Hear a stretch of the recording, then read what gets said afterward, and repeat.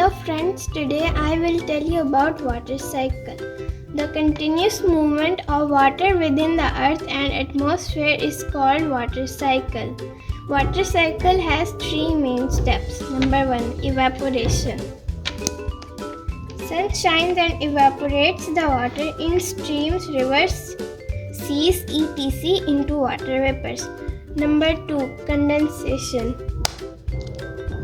Water vapor rises up into atmosphere and condenses to form droplets. These droplets group together to form clouds.